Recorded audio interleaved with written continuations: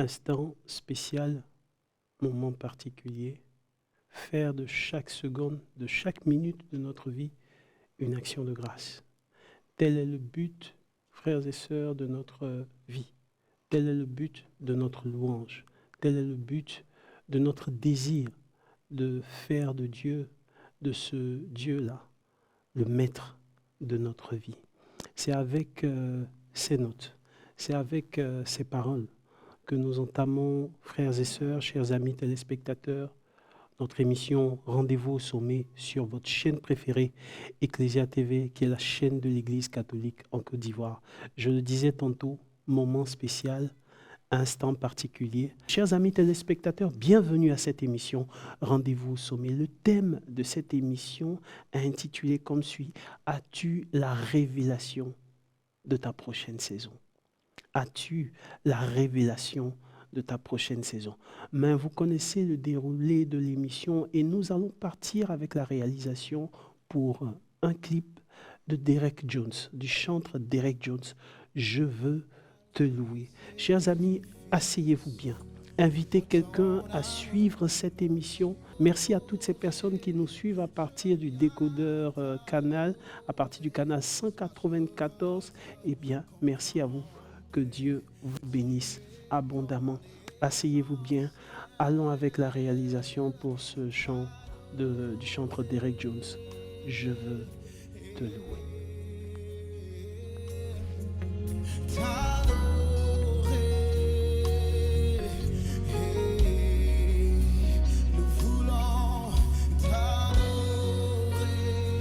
C'est la raison de notre présence ici ce soir. T'adorer, oh Jésus, t'adorer. T'élever, t'élever, t'élever.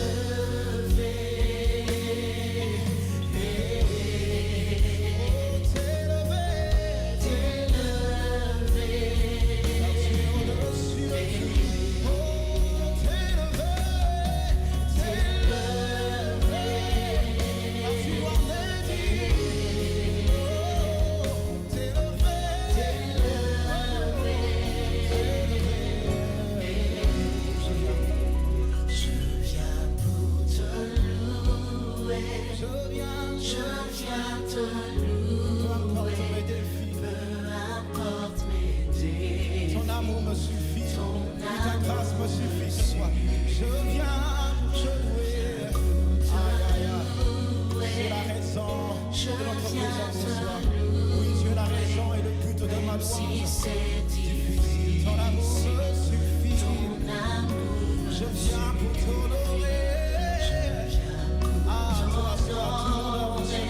Je viens t'honorer. Tu as gagné sur la mort, tu l'as gagné. Tu es le Dieu. Je viens pour t'adorer. Tu es le destinataire de mon adoration. Rien que toi, Seigneur, c'est toi.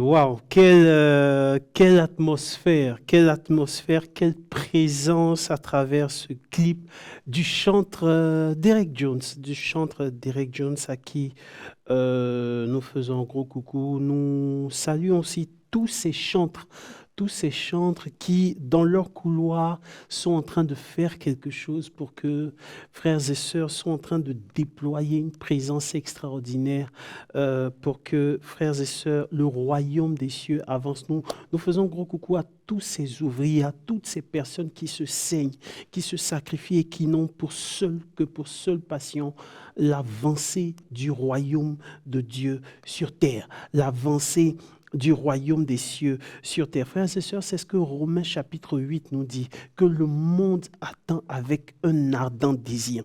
Et le texte précise la posture avec laquelle le monde attend. Le monde attend avec un ardent désir la révélation.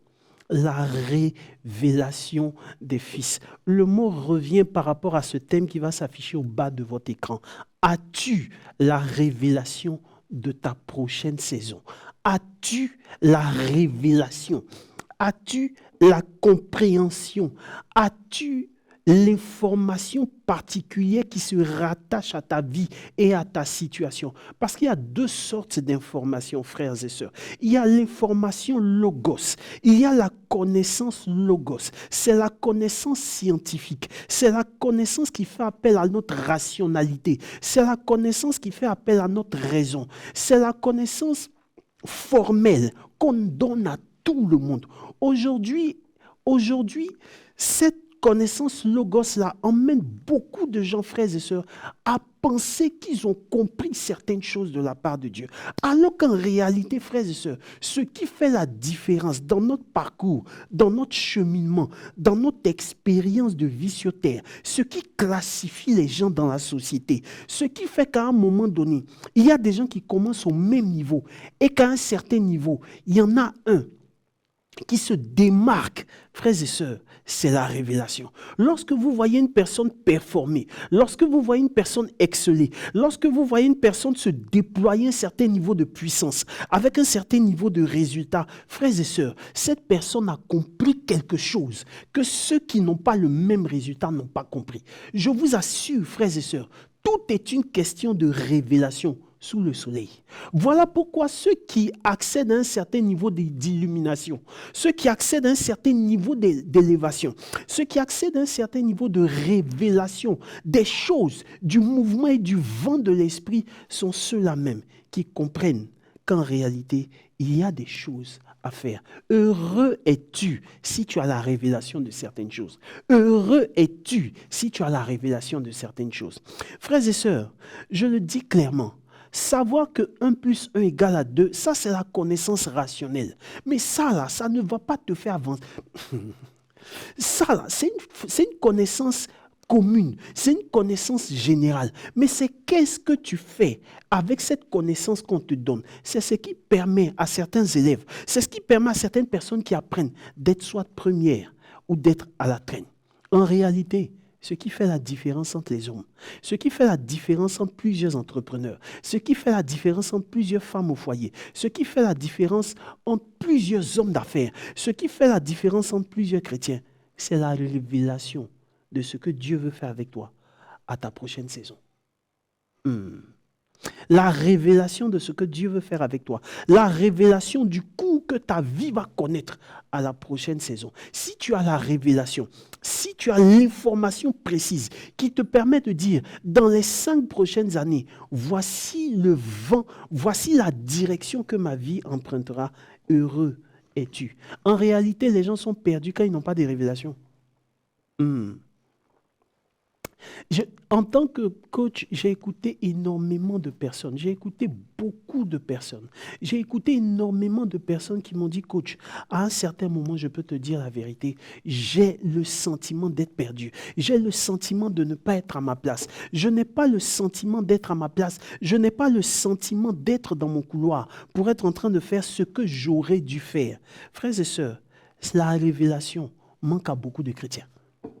La révélation manque à beaucoup de chrétiens. Et lorsque vous prenez tous les champions du royaume, j'ai écouté un monsieur ici à Abidjan, la fille d'un monsieur, pas un monsieur, la fille d'un monsieur.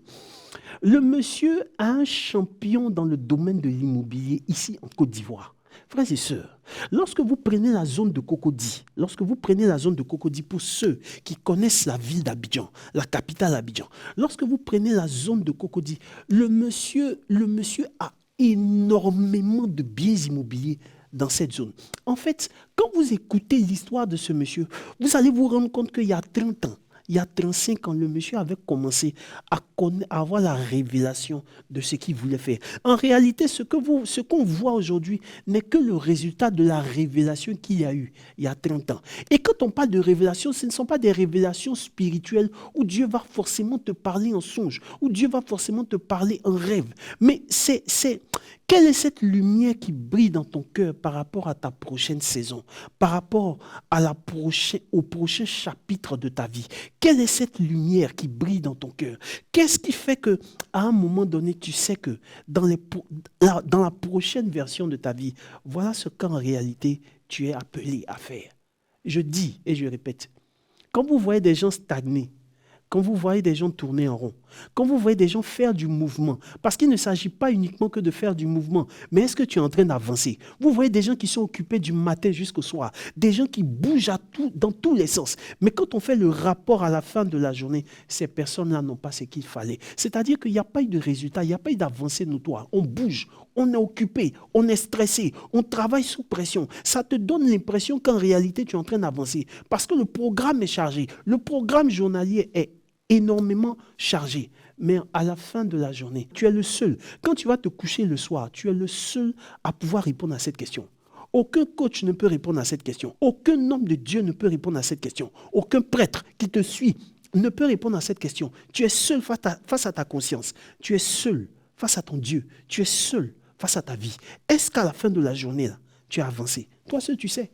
Si aujourd'hui, tu es en train d'écouter ce message, tu sais si tu es en train d'avancer ou pas. Tu es le seul à avoir les réponses à ta question. Frères et sœurs, la Bible déclare que la gloire de Dieu, c'est de cacher les choses. Et la gloire des rois, c'est de les révéler. C'est ce que Proverbe dit. La gloire de Dieu, c'est de cacher les choses. La gloire des rois, c'est de les révéler. Vous n'avez pas remarqué que la plupart des minerais sont enfouis dans la terre.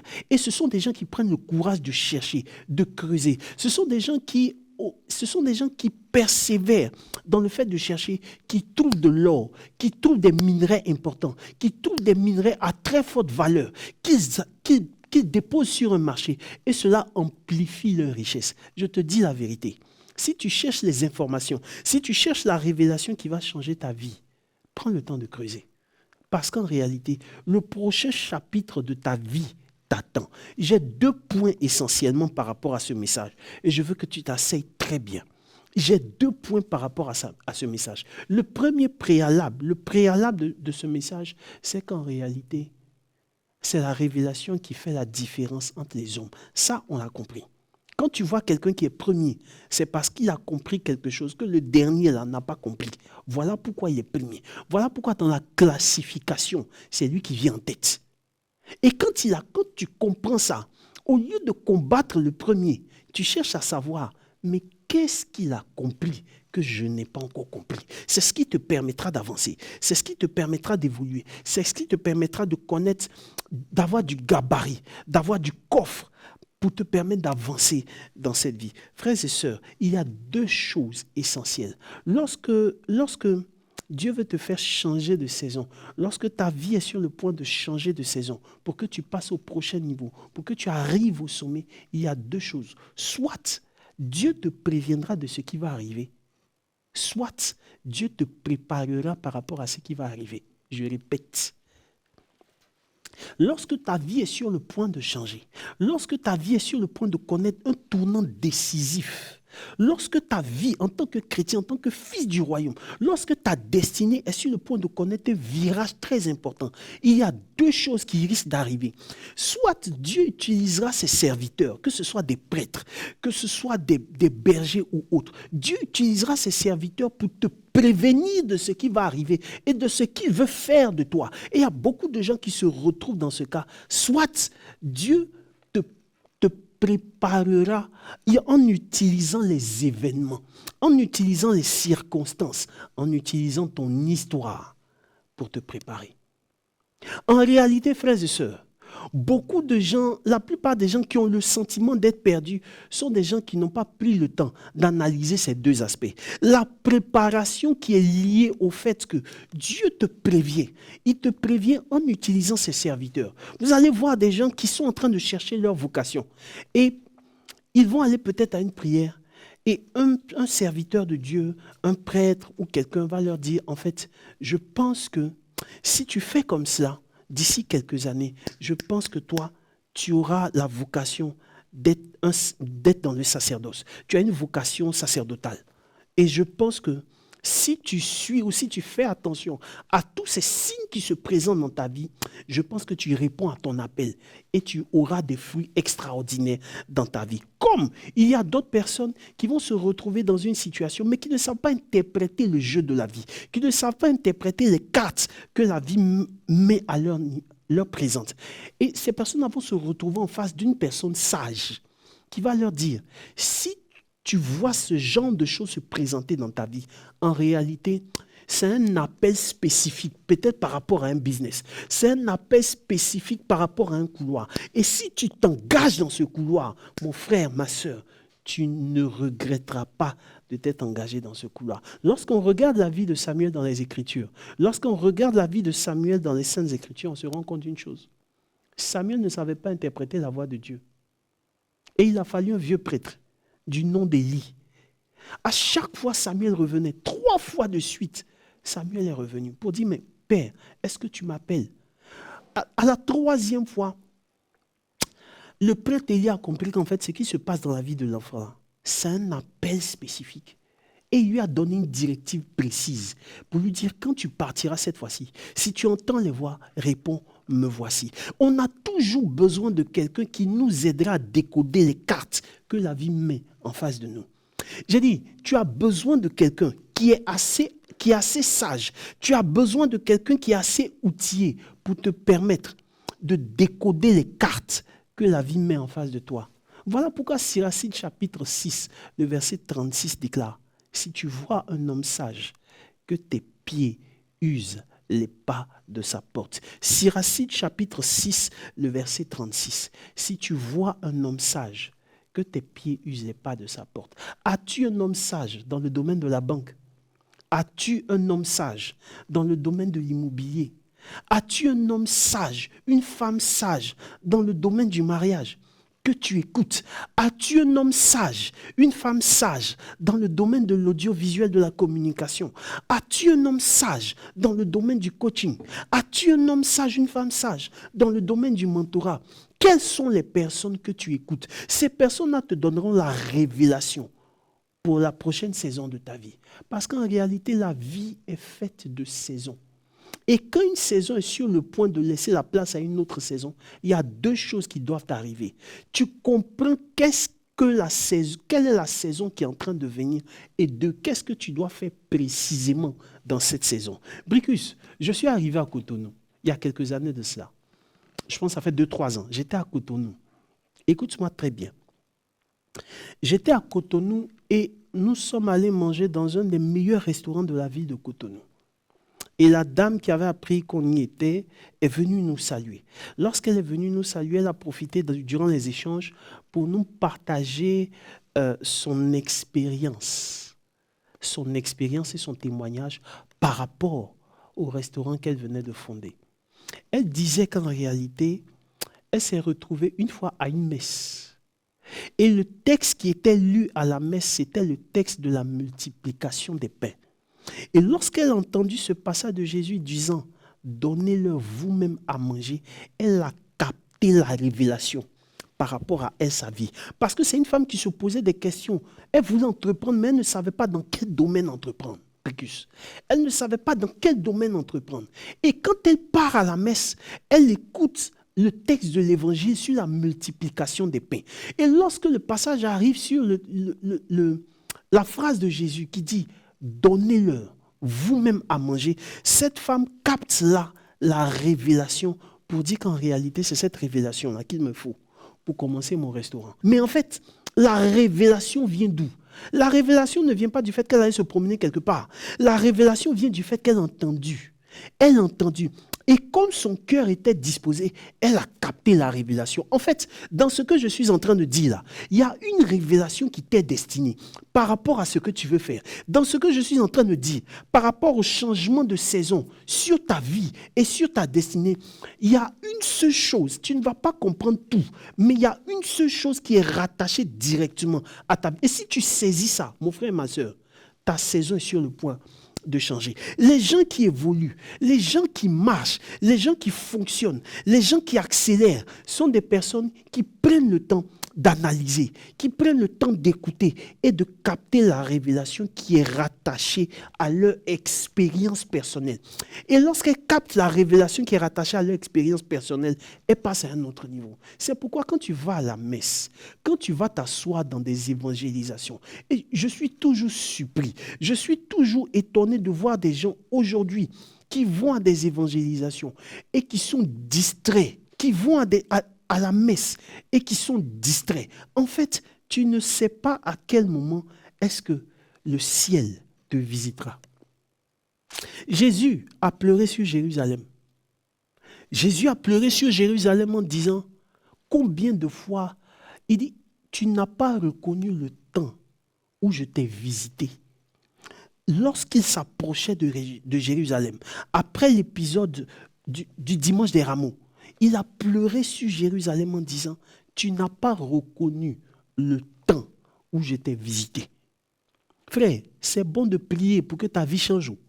C'est bon de prier pour témoigner. Mais c'est mieux de prier pour avoir la révélation, pour capter le moment où Dieu est en train de te visiter. Parce qu'en réalité, il y a beaucoup qui n'ont pas compris. Il y a beaucoup en réalité qui ne comprennent pas que, en fonction de ce qui est en train de se passer dans ta vie en ce moment-là, c'est Dieu qui est en train de te parler pour te dire, faut changer ta façon de faire. C'est Dieu qui est en train de te dire, écoute-moi, ta saison a changé. Commence à élever tes standards. Pose des actes de foi. Il y a des gens qui sont à une saison de leur vie où ils ne doivent pas attendre que tout soit OK avant de commencer. Il y a des gens qui sont à une saison de leur vie là, où ils doivent poser le pas, même s'ils n'ont aucune assurance. Ils doivent poser le pas. Et à partir du moment où ils posent le pas, les événements vont s'ajuster en fonction de leur pas de foi pour qu'ils aient les résultats escomptés. Il y a d'autres personnes qui sont à un niveau, qui sont à une saison où c'est le moment d'étudier, c'est le moment de capter, c'est le moment d'emmagasiner la formation. Parce que Dieu peut-être va t'ouvrir une opportunité sur l'international. Et à ce moment-là, tu n'auras pas le temps d'étudier. C'est le moment de t'asseoir. J'ai trouvé un prêtre à la librairie Carrefour Siloé. Permettez-moi l'expression. Avant-hier, j'étais avec quelqu'un.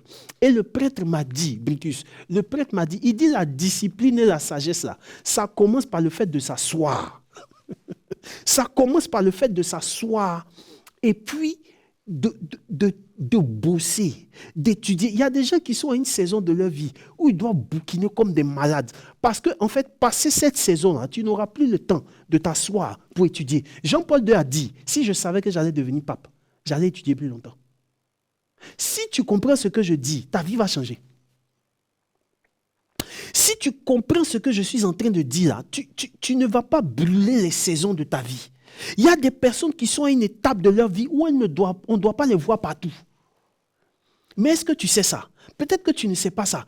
Il y a des gens qui sont à une étape de leur vie où on ne doit pas te voir partout. On ne doit pas te voir dans tous les baptêmes, dans toutes les fêtes d'anniversaire, dans toutes les fêtes de mariage. On doit te voir chez toi à la maison, en train de t'asseoir pour commencer à rédiger certaines choses de ta vie, pour commencer à construire quelque chose, pour commencer à construire, échafauder un plan clair par rapport à ton projet. Quand tu sors, tu t'enfermes pendant 3 mois, les gens t'appellent, on dit mais on ne t'entend pas, On ne te voit plus sur les réseaux sociaux. Mais c'est comment on ne te voit plus? Parce qu'il y a un temps où tu dois rester caché pour bâtir quelque chose. Regardez tous les chantiers à Abidjan ici. Quand le chantier commence, on fait une clôture pour que la plupart des personnes qui sont tout... On ferme le chantier au regard indiscret et on s'assoit et puis on commence à creuser les fondations de l'immeuble. En fait, il y a d'autres qui sont arrivés à une saison de leur vie là, où ils doivent refaire les fondations de leur vie. Donc ça là, c'est à l'écart des regards indiscrets. Tu t'assois et puis toi et Dieu, vous commencez à reconstruire les fondements de votre vie, les fondements de ta vie. Dieu te dit, en fait, tu as mal compris certaines choses. Il faut revoir ton raisonnement sur le mariage. Il faut revoir ton raisonnement sur l'entrepreneuriat. Il faut revoir ton raisonnement et tes valeurs sur l'œuvre de Dieu. En fait, tu as une étape de ta vie où tu dois recommencer certaines choses. Tout le monde ne doit pas te voir à cette période-là. C'est une période où tu dois t'enfermer. Le week-end, mais tu restes vendredi, samedi, dimanche, tu es à la maison. Tu es en train de prier. Il y a un célèbre homme de Dieu aujourd'hui dont les messages sont vraiment écoutés. J'ai écouté le message de ce serviteur une fois. Il disait qu'il y a eu des moments de sa vie où il a prié pendant 72 heures non-stop. Il ne sortait pas de chez lui parce qu'il ne savait pas s'il faisait jour ou s'il faisait nuit. Il y a eu des moments où il s'est enfermé. Tant qu'il ne dormait pas, il ne faisait que prier.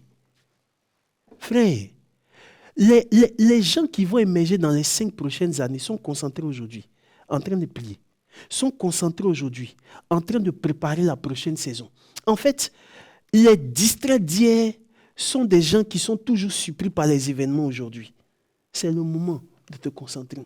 C'est le moment de rester concentré sur tes projets. C'est le moment de rester concentré sur la prochaine saison qui est en train de venir. C'est le moment de t'asseoir dans le silence et puis de regarder la direction du vent pour savoir où est-ce que le vent est en train de souffler et comment est-ce que je dois commencer à orienter mes choses, à orienter mon regard, à orienter mes efforts pour qu'en réalité, je puisse accélérer. Frère, il faut savoir décoder quand Dieu te parle. Et la plupart des personnes ne savent. Le réel problème de certains chrétiens catholiques, c'est qu'ils n'arrivent pas à décoder quand Dieu leur parle. Parce que Dieu ne va pas te parler avec une voix audible, mais il va utiliser les événements de ta vie pour te parler. Tes prières là, peut-être que Dieu a déjà répondu à tes prières, mais comme tu n'as pas recours, parce que tu as un chemin d'exaucement, parce que tu as un chemin type dans ta tête, comme le monsieur de la piscine de Siloé, de Bethesda, il avait un schéma type. Tant que quelqu'un ne le prend pas pour le déposer dans l'eau, il était resté là pendant 38 années. Il y a beaucoup de gens comme ça qui ont un schéma type dans leur tête. Tant que Dieu ne me répond pas comme cela, c'est qu'il ne m'a pas encore exaucé. Peut-être que Dieu t'a déjà exaucé. Et beaucoup de gens ne comprennent pas le langage de Dieu. Beaucoup de gens ne savent pas interpréter que Dieu, en réalité, est en train de faire quelque chose dans leur vie. Beaucoup de gens ne savent pas qu'en fait, la saison qui arrive là, c'est une saison. Il y a des gens qui sont rentrés dans une saison où tu ne sais pas pourquoi, mais ton affaire plaît à tout le monde. Ce n'est pas parce que tu es le plus beau, hein. Je te répète, je te dis ça, ce n'est pas parce que tu es le plus beau. Mais il faut comprendre peut-être qu'en réalité, tu es rentré dans une saison où Dieu est en train de favoriser, où Dieu est en train de... Il a mis une faveur sur toi pour que dans cette saison-là, tu te construises des relations solides. Parce que passer cette saison-là, ce sont les relations que tu as eu à te construire aujourd'hui qui vont peser dans la balance pour les projets que tu as dans 5 ans, pour les projets que tu auras dans 10 ans. En fait, Dieu anticipe en te disant, je vais incliner le cœur des gens en ta faveur. Donc, quand tu arrives dans une saison où tout le monde veut ton numéro, surtout mes soeurs là, mes soeurs catholiques, ma soeur, je suis en train de parler. Ça va? Tu vas bien? Ça va bien? Quand tu arrives dans une saison de ta vie où tout le monde veut ton numéro là, c'est pas parce que tu es la plus belle. Il faut chercher à comprendre qu'est-ce qui est en train de se passer dans ma vie. Qu'est-ce que Dieu est en train de me dire à travers les événements, à travers les gens qui sont en train de venir. Généralement, tu ne demandes pas, la plupart des gens viennent, mais tu n'as pas une opportunité. J'ai une opportunité pour toi. Toi, tu vois autre chose. Alors qu'en réalité, c'est le moment de t'asseoir et puis chercher à construire quelque chose. Chercher à construire des relations solides qui vont peser dans la banque. Parce qu'à un moment donné, frère, tes prières là, quand le ciel sera relâché sur ta vie, il y a des réseaux dans lesquels on rentre là. Ce n'est pas avec l'argent qu'on rentre. C'est avec le numéro de quelqu'un qu'on rentre. C'est avec la recommandation de quelqu'un qu'on rentre. Joseph est rentré chez Pharaon Il n'est pas rentré, il est rentré chez Pharaon à cause de la recommandation de quelqu'un. David est rentré au palais à cause de la recommandation de quelqu'un. Il y a des endroits dans cette vie-là où tu rentres parce que quelqu'un t'a recommandé. Il y a des endroits dans cette vie où tu rentres parce que quelqu'un a parlé de toi quand tu n'étais pas dans la salle. Cherche à interpréter les événements de ta vie. Cherche à interpréter ce qui est en train de t'arriver. Cherche à anticiper sur la prochaine saison. Et en voulant anticiper sur la prochaine saison, tu dois vraiment te demander, mais qu'est-ce que je dois faire maintenant pour que demain soit meilleur? Qu'est-ce que je dois faire maintenant pour que après-demain soit meilleur? Il y a des gens que je connais qui se sont assis, qui se sont concentrés et puis qui ont commencé à bâtir des projets. Tu vas voir le monsieur il est assis, il est dans sa vieille voiture. La voiture n'est pas climatisée. Tout le monde klaxonne sur lui quand c'est aux heures de pointe. Pompon, mais il faut quitter là avec ta vieille voiture. Faut quitter. Le monsieur est là, il encaisse les injures. Ses amis même au travail se moquent de lui. Mais en fait, pendant qu'il a sa vieille voiture, pendant que tout le monde est en train de dire qu'il est avare, il est en train de payer la scolarité de ses enfants à Harvard. Il est en train de payer la scolarité de ses enfants aux États-Unis. La scolarité fait peut-être 10 000 $. Ça fait combien? Le montant est là. Mais le monsieur se sacrifie, se saigne. Il paye la scolarité de ses enfants.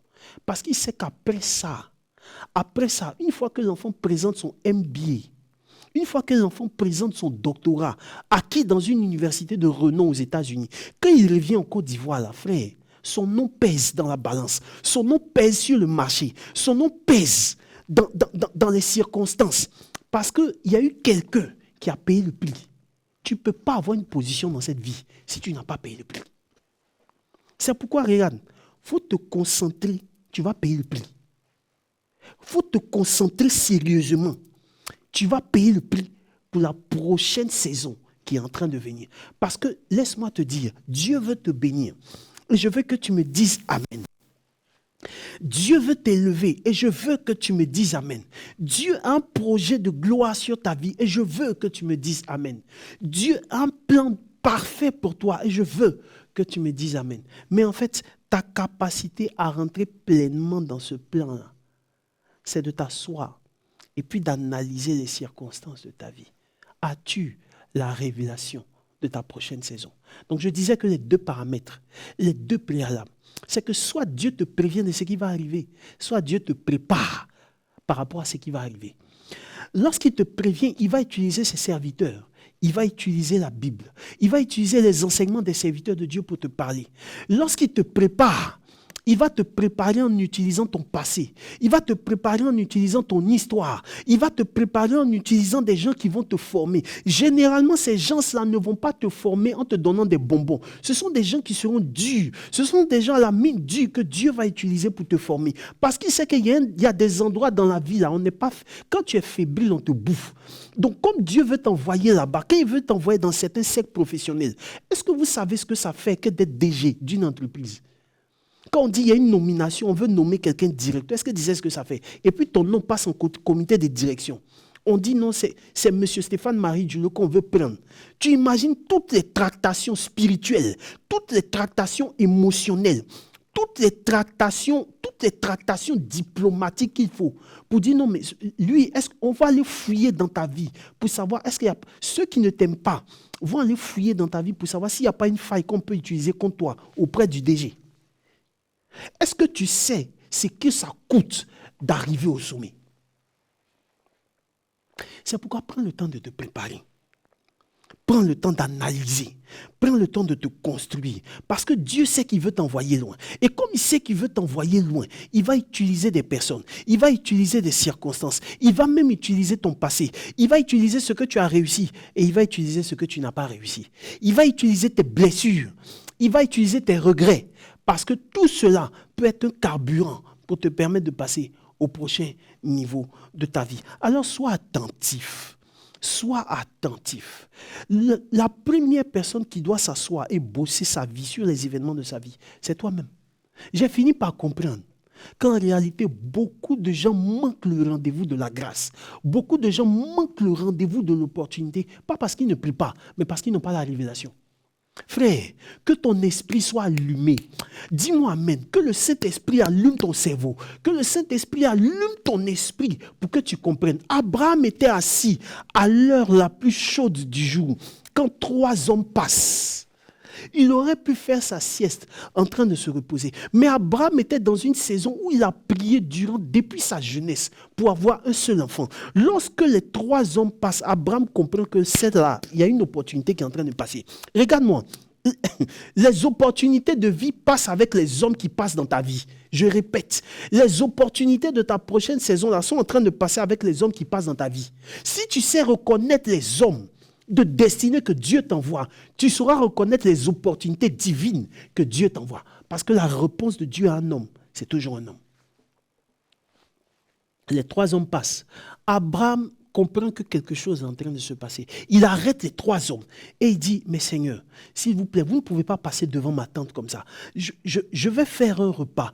Asseyez-vous, mangez, buvez, reposez-vous et vous pourrez prendre la route pour partir. Les hommes lui disent, soit, fais ce que tu as souhaité faire.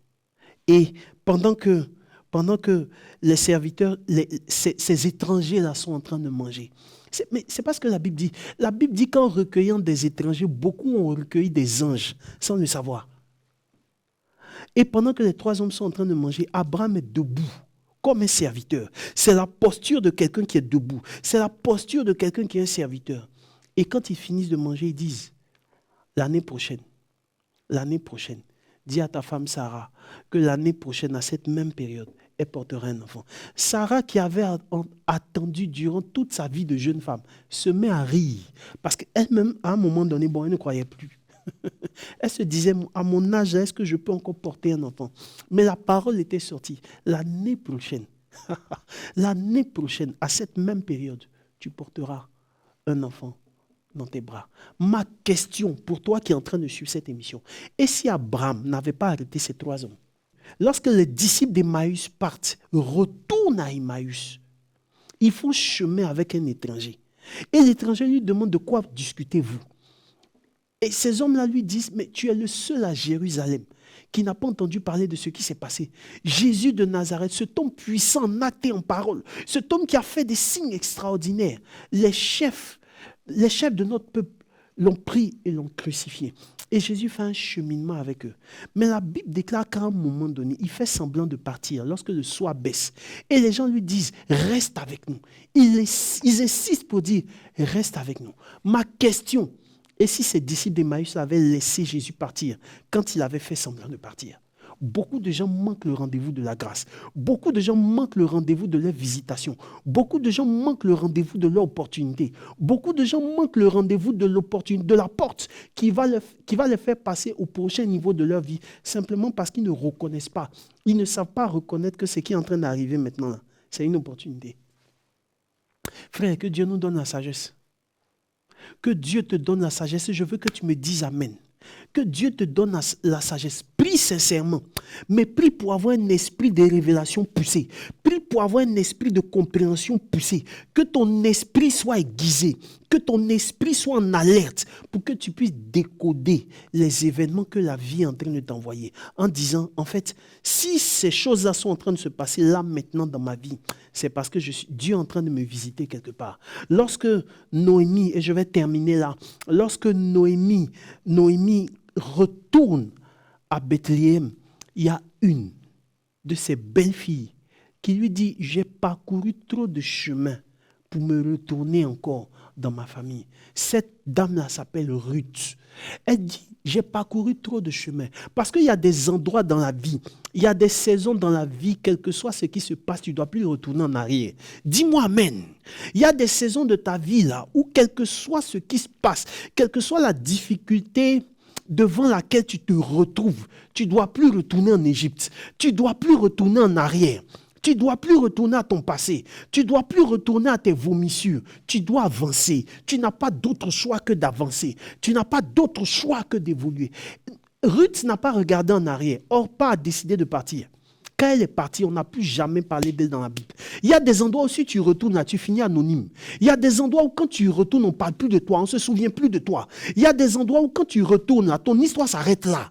Mais quand tu décides d'avancer, La vie te donne encore une opportunité, une chance pour avancer. Quand tu décides d'évoluer, la vie te donne encore une opportunité d'évoluer. Ruth dit, je ne retourne plus en arrière. Je ne retourne plus dans ma famille. Je ne retourne plus en Égypte. Qu'est-ce que je vais aller voir de nouveau? Qu'est-ce que je vais aller voir de nouveau dans ma famille que je n'ai pas encore vu? Je décide de te suivre. Sur insistance de Noémie, Ruth est restée sur sa décision. Elle lui a dit, sur ma vie, ton Dieu sera mon Dieu. Ta vie sera ma vie. On chante ça généralement dans les cérémonies, dans les messes de mariage. Ton Dieu sera mon Dieu. Ta vie sera ma vie. Partout où tu iras, j'irai avec toi. Mais généralement, quand on chante ça, on danse. Mais on ne comprend pas la révélation. Est-ce que tu sais ce que ça fait pour une femme de dire adieu à sa famille en disant « Je suis une femme, jusqu'en terre étrangère, je ne retourne plus jamais en arrière. » Allez à l'étranger, vous allez savoir ce que ça fait que de quitter sa terre natale, que de quitter sa famille. Ruth a décidé de partir et de ne pas regarder en arrière. Quelle que soit la douleur. Il y a des choix que tu fais dans la vie, là, mon frère. Ton cœur saigne.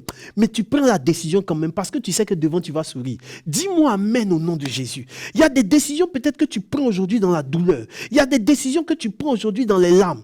Écoute-moi très bien. Ce sont ces décisions que tu prends dans les larmes là, qui vont faire sourire tes enfants demain. Ce sont ces décisions que tu prends aujourd'hui dans les larmes là, qui vont faire sourire ta progéniture demain. Ce sont ces décisions que tu prends dans les larmes là, qui vont te faire sourire demain. Dis-moi bien amen. Ruth décide de partir. Et lorsqu'elle part, en fait, elle se rend compte qu'il y a une nouveauté. Il y a une nouveauté. Parce que Dieu fait toujours des choses nouvelles. Il ne fait pas des choses anciennes. Lorsqu'elle arrive, elle s'asseye le premier jour, le deuxième jour, le troisième jour, Ruth dit, je ne peux pas rester assise là comme ça, à regarder les novelas. Je ne peux pas rester assise là comme ça, à regarder les choses. Je vais me lever, je vais aller glaner dans un champ. Parce qu'à cette période-là, selon la tradition juive, quand on est veuve, on a le droit de rentrer dans un champ et puis de glaner derrière les moissonneurs. En fait, c'était une partie de la charité que les Juifs pratiquaient. Donc, dans toutes les plantations, dans tous les champs, il y avait une portion qu'on réservait aux veuves. Parce qu'elles ne pouvaient pas travailler. Mais il fallait quand même qu'elles puissent avoir de quoi se nourrir. C'était une façon de faire des offrandes aux veuves. Et donc, Ruth se lève, elle sort de sa maison et le texte biblique est clair. Dans ma version Parole de Jérusalem, la Bible déclare, dans ma version Parole de Jérusalem, Bible de Jérusalem, que la chance la conduit dans le champ de Boaz. Écoute-moi bien, si tu te lèves, il y a des rencontres que tu feras dans cette vie-là qui vont changer ta destinée. Il y a des rencontres que, si tu décides de sortir de chez toi, si tu décides de sortir de ta zone de confort, il y a des connexions que tu auras qui vont changer ta vie à jamais. Ruth sort de chez elle et le premier champ dans lequel elle rentre, c'est le champ de Boaz. Lorsque Boaz vient à 17h, il voit une femme qui travaille. Il demande à ses moissonneurs, mais qui est cette femme? Et les moissonneurs lui disent, depuis le matin jusqu'à cette heure, elle ne fait que travailler. Regardez le volume, regardez la concentration, parce que Ruth n'avait rien derrière elle. Tu sais, tant que tu peux encore compter sur un tonton, une tantine, Seigneur. C'est parce qu'à un moment donné, Ruth s'est rendue compte que derrière elle, il n'y a rien. Mais si elle arrête de travailler, elle va aller où? C'est pour fuir même l'atmosphère de la maison qu'elle est rentrée dans le champ de Boaz pour travailler. Donc, elle reste au travail et puis elle travaille jusqu'au soir. Elle ne trouve pas des excuses. Et lorsqu'elle retourne, Boaz dit à ses serviteurs tout ce qu'elle voudra, donnez-lui. Et quand elle retourne le soir, elle fait le rapport à Noémie. Ah, c'est là que l'histoire me plaît. Cette histoire-là, je l'aime particulièrement. Noémie va dire, en fait, ce monsieur-là, il y a une connexion qui peut se faire. Il y a une connexion particulière. Il y a une connexion de destinée qui peut se faire à ce moment précis. Et Noémie va lui donner une directive précise. Quand elle applique la révélation, Boaz se lève la nuit. Il comprend que cette femme-là, il doit la marier. Aujourd'hui où je vous parle, Ruth fait partie de la généalogie du Fils de Dieu. Ruth, qui est une étrangère au peuple juif, fait partie de la généalogie de Jésus de Nazareth, parce qu'elle a été l'arrière-grand-mère de David. Frère, dans cette vie-là, si tu veux que ton nom reste, il y a des choses que tu dois refuser.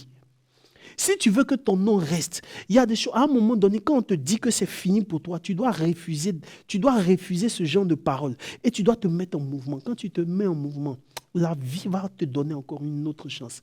Je prie en ce jour que Dieu te bénisse. Je prie en ce jour que tu aies la révélation, que ton esprit soit en alerte. Si dans tout ce que j'ai dit là, tu as retenu une seule chose que tu peux mettre en pratique pour te permettre de reconnaître les saisons dans lesquelles tu te retrouves en ce moment et de préparer les prochaines saisons qui vont venir. Heureux es-tu, heureux es-tu. Parce qu'une femme, pendant que Jésus parlait, disait, mais heureux le sein qui t'a allaité. Jésus a dit, heureux plutôt ceux qui écoutent ma parole et la mettent en pratique. Le but de cette émission aujourd'hui, ce n'est pas d'écouter pour m'appeler après pour dire, SMD, tu as prêché. Je n'ai pas besoin de ça. Le but de cette émission, c'est qu'après avoir écouté cette émission-là, tu mettes quelque chose en pratique qui va changer ta vie à jamais. Que Dieu te bénisse excellemment. Que Dieu te bénisse exagérément. Que Dieu fasse que tu te retrouves au prochain niveau de ta saison, au prochain niveau de ta destinée. Frères et sœurs, c'est sur ces notes que nous terminons cette émission de Rendez-vous au sommet sur votre chaîne préférée Ecclesia TV. Je voudrais à cette étape de l'émission dire un sincère merci à la réalisation, dire un sincère merci à toutes les personnes qui travaillent ici, dire un sincère merci à ma patronne Charlène qui me booste beaucoup. Merci à M.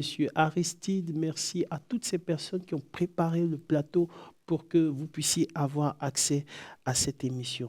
Que Dieu vous bénisse. Rendez-vous prochainement. Rendez-vous au sommet. C'était Stéphane Marie Dulot et toute l'équipe de Rendez-vous au sommet. Shalom.